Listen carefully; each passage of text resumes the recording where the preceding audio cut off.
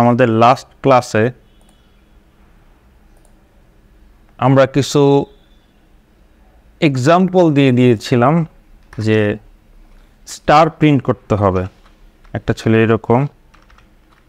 এই এক্সাম্পলগুলো আমরা সলভ করব। সো ধরুন আমার প্রথম এক্সাম্পল হচ্ছে এইটা, তো এইটা আমরা প্রিন্ট করব। কমেন্ট করে দিলাম। ফর লুপেও কি নেস্টেড ফর লুপ লেখা যায়? হ্যাঁ, লেখা যায়। কিভাবে লেখা যায় আমরা এখন দেখব। তো সেটার জন্য আমরা প্রথম লাইনে একটা স্টার, এরপরের লাইনে দুইটা স্টার, এইভাবে পঞ্চম লাইনে 5টা স্টার থাকবে।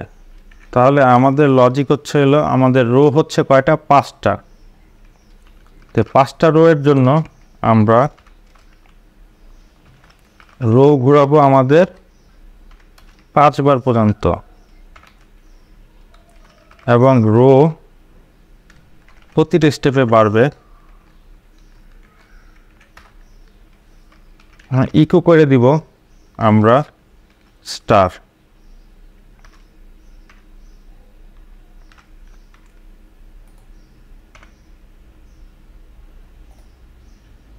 তাহলে দেখেন 5টা রো এর জন্য 5 বার স্টার প্রিন্ট হলো।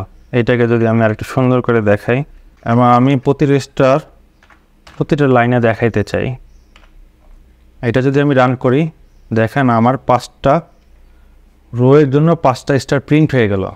আমরা আমাদের ইনিশিয়াল গোলটা ফিল আপ করলাম, 5টা রো এর জন্য 5টা স্টার। কিন্তু রো বাড়ার সাথে সাথে স্টারের সংখ্যা বাড়তেছে। তার মানে কি, আমার প্রতিটা রো এর সাথে একটা করে কলাম মেয়ের ডাটা বাড়তেছে। তাহলে সেইটার জন্য আমাকে কি করতে হবে? ওইটার জন্য 5 বার চালাইতে হবে, যেহেতু আমার প্রতিটা রোয়ে একটা করে ঘর বাড়তেছে। তার মানে পঞ্চম ঘরে 5 বার বাড়বে। এইটাও কিন্তু দেখেন 1 2 3 4 5। তার মানে এটার জন্য আমার আরেকটা লুপ লাগবে। তাহলে সেজন্য আমি আরেকটা লুপ চালাই। এবার হচ্ছে হলো কলাম, যেহেতু এটা কলাম অনুযায়ী বাড়তেছে, কলাম শুরুপের থেকে 1 থেকে কলাম শেষ হবে। আমার ম্যাক্সিমাম কয়টা কলাম আছে? 5টা। তাহলে আমি দিয়ে দিলাম কলাম সংখ্যা হচ্ছে হলো 5। এবং প্রতি ইয়েতে কলাম বাড়তে থাকবে।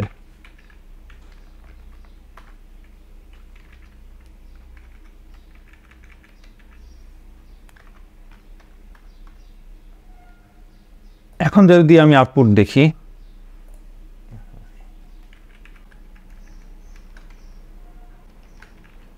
এই নিউ লাইনটা ছিল প্রতিটা রো এর জন্য, এটাকে আমি আলাদা সরায় ফেললাম।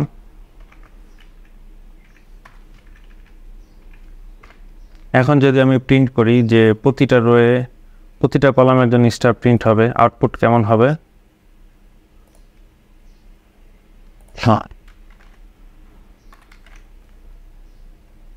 এখন যদি আমি দেখি প্রতিটা রোয়ে প্রতিটা কলামের জন্য আউটপুট কেমন হবে, দেখেন সে প্রতিটা রোয়ে 5 বার করে স্টার প্রিন্ট করলো,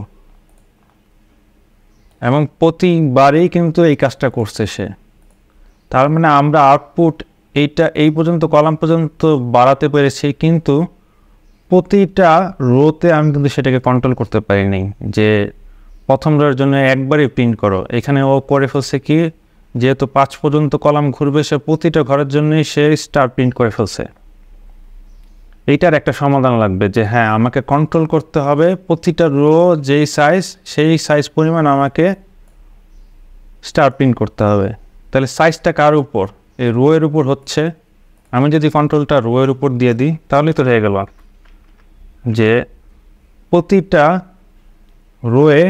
রো এর বেশি তুমি কলাম তুমি অ্যাক্সেস করতে পারবে না এবং স্টার প্রিন্ট করতে পারবে না। তাহলে তো হয়ে গেল। দেখেন আউটপুট চলে আসছে। এরপরের আমরা প্রবলেমে চলে যাই, যে নেস্টেড ফর ইচ এর মাধ্যমে আমরা এইটাকে রিভার্স ওয়েতে প্রিন্ট করব। তো প্রবলেমটা আমরা এখন এইখানে নিয়ে যাই। এইটার জন্য আমি এটাকে রিভার্স করে দেই। তাহলে এখন আমার গোল হচ্ছে হলো রিভার্স ওয়েতে এটাকে প্রিন্ট করা যায় কিভাবে। সেম কোডটাই আমি কপি পেস্ট করব, বিকজ এই রো আর কলাম প্রিন্টের লজিক কিন্তু সেমই, জাস্ট এটাকে ঘুরাই দিতে হবে। কিন্তু সে তো প্রিন্ট করবে আমাকে এখন, এটা কমেন্ট আউট করে দেই, সে আমাকে প্রিন্ট করবে এখন এইভাবেই। এইটাকে এখন ঘোরাবো কীভাবে? ঘুরাইতে হইলে আমাকে যে কাজ করতে হবে, যে আগে কিন্তু রো যেই পরিমাণ সেই পরিমাণ কলাম বাড়তো। এখন আমি যদি এইখানে রো এর সংখ্যা কলামের সংখ্যা যখন 1, তখন রো যদি আমি 5 থেকে গুনতে পারি উল্টাভাবে, রিভার্সভাবে, তো রো এখন আমি যদি এটাকে উল্টাভাবে চিন্তা করি, রো কিন্তু এখন এইখান থেকে 5, তাহলে 5 4 3 2 1 করে ফেলি। রোটা উল্টাভাবে হিসাব করা শুরু করি। তো উল্টাভাবে হিসাব শুরু করলে এখন চলবে হচ্ছে হলো 1 পর্যন্ত, এবং প্রতি ধাপে রো 1 1 করে কমতে থাকবে। তাহলে এখন যদি দেখি রো নাম্বার 5, এখন কিন্তু কলাম কিন্তু 1 থেকে শুরু, কলাম কিন্তু এখন 5 পর্যন্ত চলবে। বোঝা গেছে? প্রতিটা ঘরেই কিন্তু কলাম ঘর 1 করে আগাবে, মানে হচ্ছে কি রো আবার কিন্তু 4। দেখুন তা এখন কিন্তু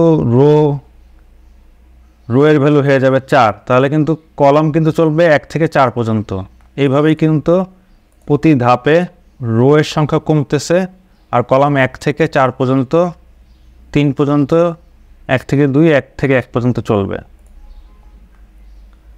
তো এরপরে আমি যদি দেখতে চাই যে দুইটাই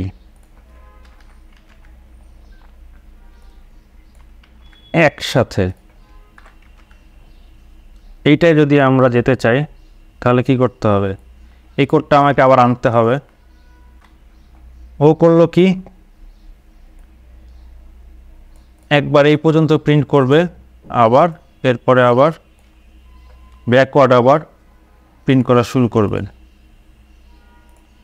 সো আমি যদি এখন আউটপুট দেখি, দেখেন ফরওয়ার্ড ব্যাকওয়ার্ড দুইটাকেই করে এই পুরো ডিজাইনটা সে প্রিন্ট করে ফেললো।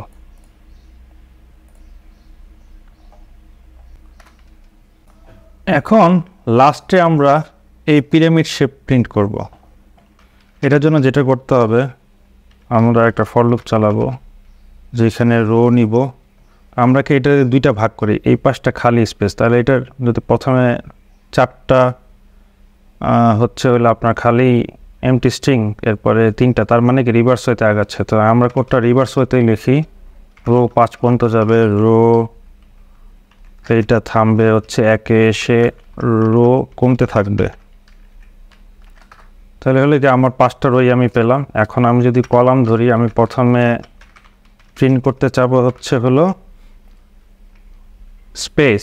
তো স্পেস কয়টা হবে? প্রথমটাই হচ্ছে 4টা। প্রথমটা 4টা প্রিন্ট করতে হলে 4টা আমি কীভাবে পাই? আমি জানি যে আমার রো হচ্ছে এখন বর্তমান সংখ্যা হচ্ছে 5 এইখানে, তাহলে এইখান থেকে 1 কমায় দিলে তো আমার হয়ে গেল। আর আমি কলামটা প্রিন্ট করতে থাকি।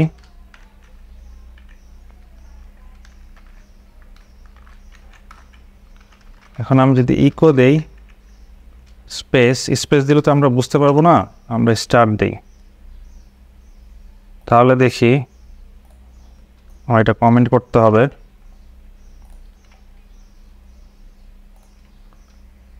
আচ্ছা, এটা সেমিকোলন দেওয়া ছিল না। এখন এটাতে প্রতিটা আলাদা আলাদা রো হইতে হবে। সেটার জন্য আমার প্রতি রো এর লাস্টে আমার একটা নিউ লাইন দিতে হবে আগের মতো।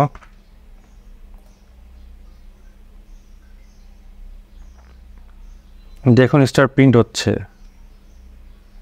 3টা 2টা 1টা। এখন আমরা 1 গ্রুপ প্রিন্ট করার ট্রাই করব। ফর লুপ কলাম 1 থেকে শুরু, তাহলে কলাম চলবে কতক্ষণ? আর যেহেতু এটা আমরা 1 1 প্রিন্ট করতে যাব, তাহলে এটাকে প্লাস প্লাস করে বাড়াইতে হবে। আমাদের টার্গেট হচ্ছে হলো 1 প্রিন্ট করার। কিন্তু প্রতিটা ঘরেই তো একটার বেশি দেখানো যাবে না, সেভাবে কি করতে পারি? একটা বেশি দেখাইতে হলে আমাকে রো এর সমান নিয়ে যেতে হবে। তাহলে আমি এটা রো এর সমানে নিয়ে গেলাম। রো এর সমান হচ্ছে 5টা, তাহলে এটা থামবে হচ্ছে হইলো রো পর্যন্ত। যদি মাইনাস করে দিই তার মানে প্রতি ঘরে 1টা 2টা 3টা 4টা 5টা এভাবে করে আসবে। দেখুন এতটুকু আমরা ঠিক করতে পারছি, স্টার কিন্তু ঠিকমতো প্রিন্ট হয় নাই, এইখানে কোনো একটা ভেজাল হয়ে গেছে। এই ভেজালটা কি হয়েছে আমরা দেখি। দেখেন রো -1 লিখেছিলাম আমরা, 5 - 1 হয়ে গেছে 4, আর কলামের ভ্যালু 1, তার মানে হচ্ছে হলো এই 4-এর থেকে ছোট পর্যন্ত চলবে। তো কলাম ম্যাক্সিমাম কত? 3 বার হইতে পারবে। যখনই 4 আসবে তখন ব্রেক হয়ে যাবে। আমার কোডের এরর হয়েছে এইটাই। দেখেন স্টার প্রিন্ট করছে কিন্তু 3টা, কিন্তু অ্যাকচুয়ালি হওয়ার কথা তো 4টা। 4টা হওয়ার জন্য আমার কী করতে হবে? এই 1 যে আমি মিস্টেকেনলি অ্যাড করছি সেটা সরাই দিতে হবে। তাহলে কিন্তু এখন কিন্তু রো 5 থেকে 1 যেটা ডিফারেন্স হয়ে, তাহলে কিন্তু এখন 5-এর থেকে ছোট মানে কলাম 4 পর্যন্ত ম্যাক্সিমাম যেতে পারবে। এখন দেখেন আমার এটা প্রপারলি প্রিন্ট হচ্ছে। প্রথমে হচ্ছে 4টা স্টার, এরপরে হচ্ছে হলো 3টা স্টার, এরপরে 2টা, এরপরে 1টা। এখন আমি যদি স্টারটা সরাই দেই,